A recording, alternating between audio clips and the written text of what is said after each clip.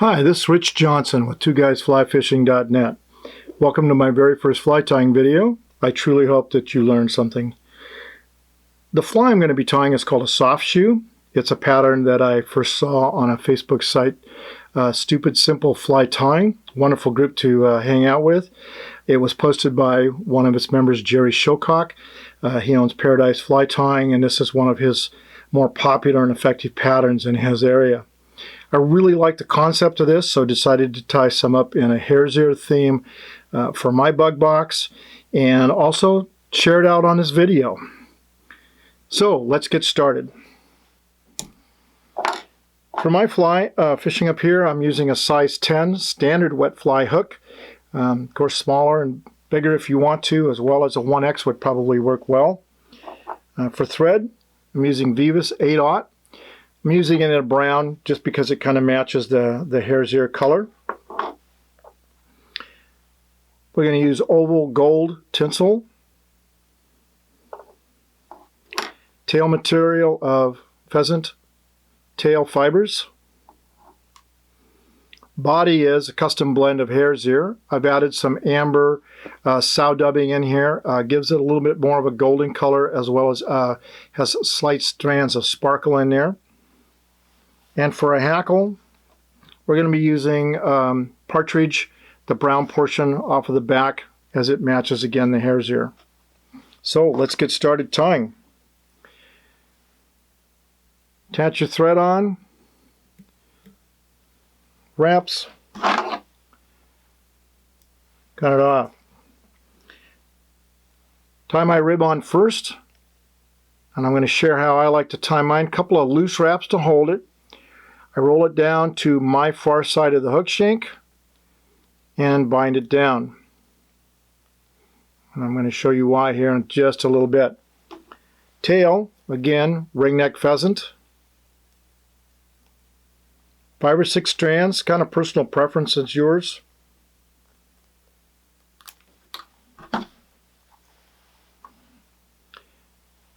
So a traditional wet fly would have a short tail. I like mine a little bit longer on this style, so we're going to put ours as a shank length. Cord your thread up a little bit. Lay it in, soft loop, and bind it forward. Just the length by pulling the long fibers, bring it up, trim the excess. Thread back for the body, and at this point I don't wrap all the way to the rear. I'm leaving this bare shank so that I can wrap some thread on after I get my dubbing. For hare's mask and the dubbing that I'm using, I really like to add a little wax to my thread. It really helps the fibers cling in a little bit. Also, start very sparse. But by leaving those extra thread wraps, I don't have to have that dubbing right up next to the hook. Now this fly is a size 10, so the dubbing can be a little coarse. And truth be known, I'm a fan of kind of rough dubbed bodies anyway, as I think that it brings a little more life to the fly. Coming back, make sure your tail and rib are held in place. When you get there, wrap forward, and we're going to build a slight taper as we go, adding dubbing as needed.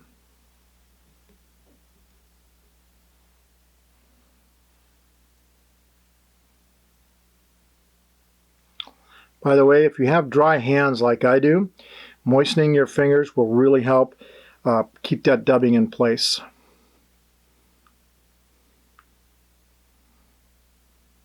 And it looks like one more clump.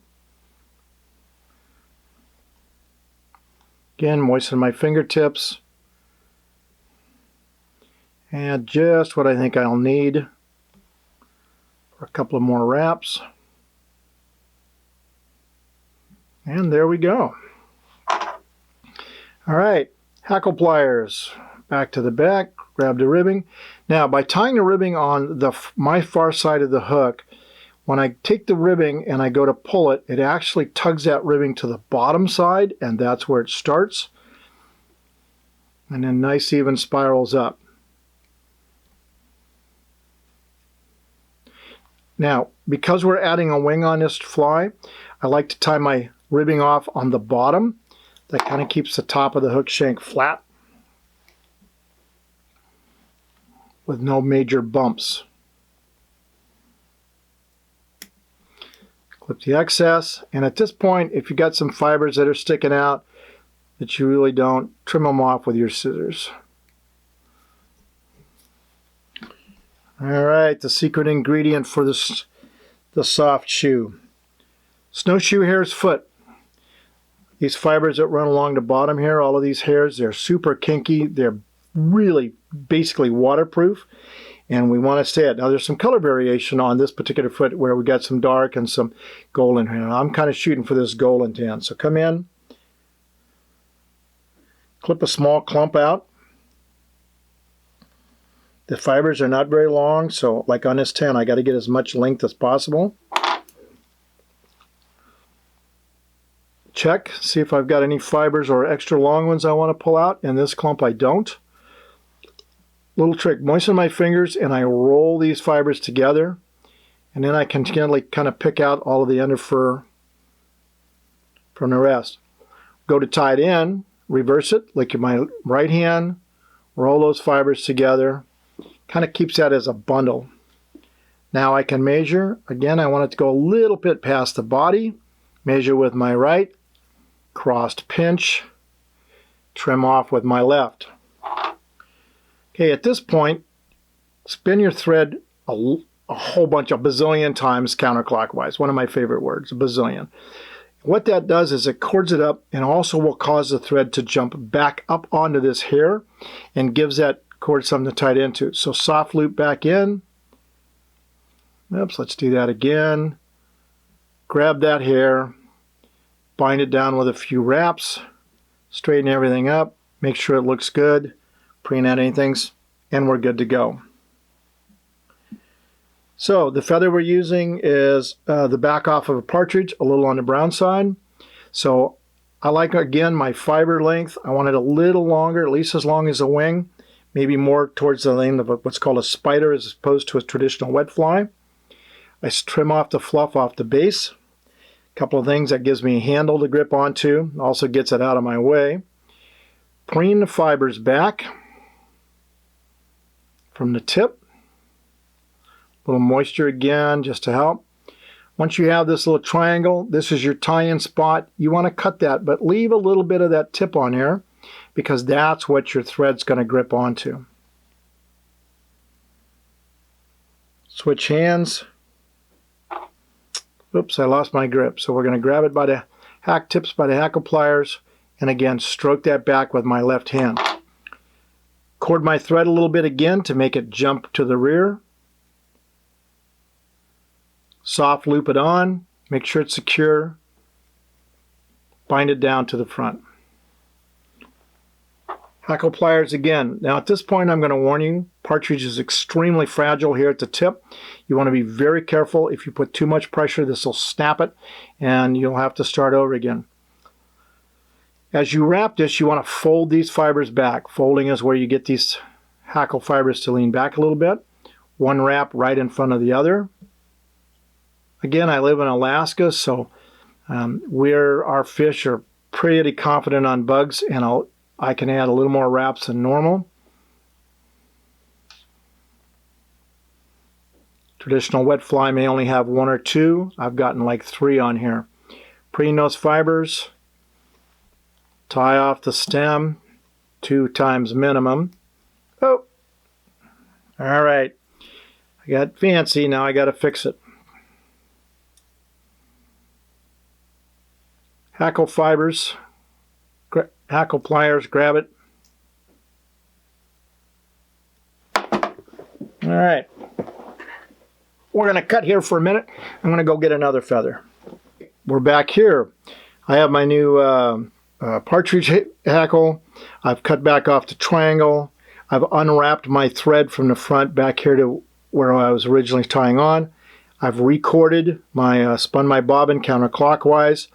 Hackle being tied on, Chinese side towards me, And second attempt.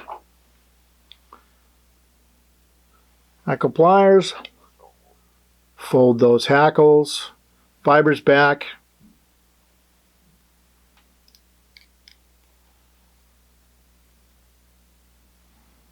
There we go, way better. All right, little trick. I wrap my thread all the way to the front, and yet my stem's back here. Trick I learned a long time ago. Carefully unwrap this until your thread matches where your stem is, then tie it back off. This really helps minimize the bulk at the head. And this time, instead of snapping, we're going to be a little more careful and cut. Moisten my fingers, roll everything back.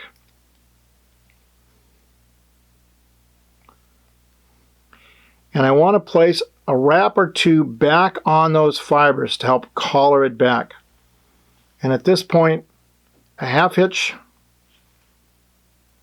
tighten, and a 3 or 4 wrap whip finish. Come on, let's get that started right. There we go. 1, 2, 3, 4. Finish it up.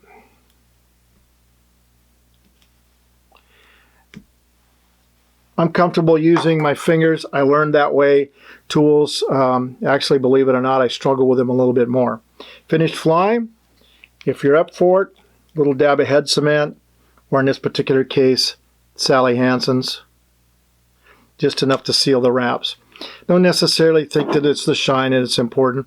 It just helps that thread from from unwinding itself if that whip finish gets a little chewed on. And really the fly's that simple. Tail, rib, whatever you want, a soft hackle. It's the snowshoe hare's foot that makes it special and gives it its name. So feel free to get creative. I'll list the materials again down below in the text. I hope you learned something. Keep smiling and see you on the river.